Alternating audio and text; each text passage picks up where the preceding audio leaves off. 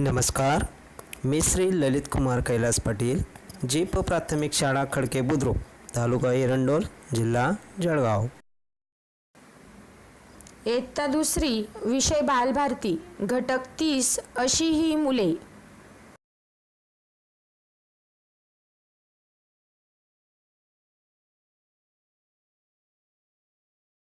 चित्रात तुम्हाला वसीम दिसत आहे। वसीम सकाळी लवकर उठतो, पटकन आंघोळ करून चटकन तयार होतो। जेवणाचा मात्र त्याला भारी कंटाळा, जेवणासाठी नेहमी टंगड मंगड करत राहतो। वसीमला तुम्ही काय सांगाल?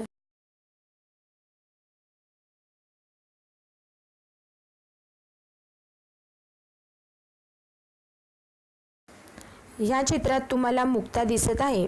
मुक्ता शाळेत वेळेवर जाते, बाईंनी शिकवलेलं समजून घेते, मनात येणारे सारे प्रश्न विचारते, खूप खेळते, हुंदडते, आंघोळीला मात्र काकू करते।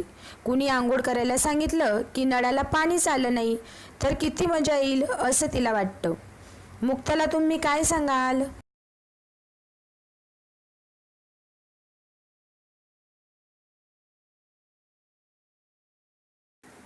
समोरच्या चित्रात शिरीष दिसत आहे। शिरीषला पसारा करायची फार सवय, दप्तर असो की कपड्यांचं कपाट, घर असो की शाळा, त्याचा पसारा संपतच नाही। पण शिरीषचं अक्षर मात्र एकदम सुरेख, इतकं सुंदर अक्षर वर्गात कुणाचंच नसेल। त्याची वही उघडली की पाहणारा खुश होतो। मग शिरीषला तुम्ही काय सांगाल?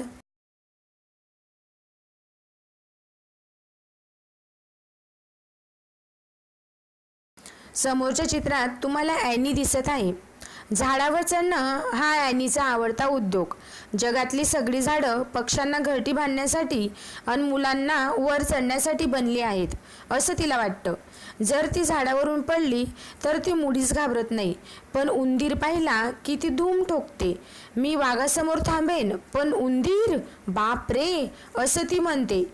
तुम्ही कोणाला घाबरता?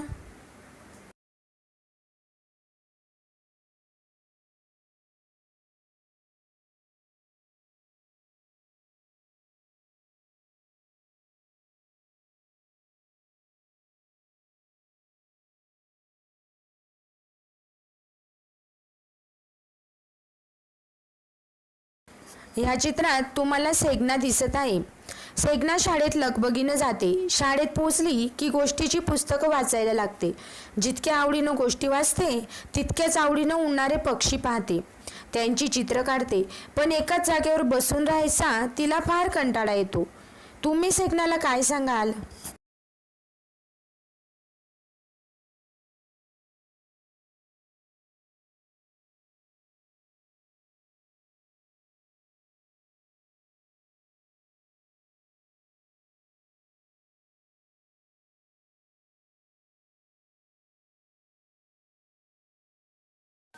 समोरच्या चित्रात तुम्हाला जमीला दिसत आहे। जमीला झक्कास गाणं म्हणते। मित्रमैत्रिणी तर तिला जगातील सगळ्यात चांगली गायिका समजतात। इच्छा नसताना जमीलाला पाहुण्यांसमोर गाणी म्हणायला सांगितलं की तिला ते मुळीच आवडत नाही। मग मुद्दाम भसाडा आवाज काढून ती गायला सांगणाऱ्याची फजिती करते। मग जमीलाला तुम्ही काय सांगाल?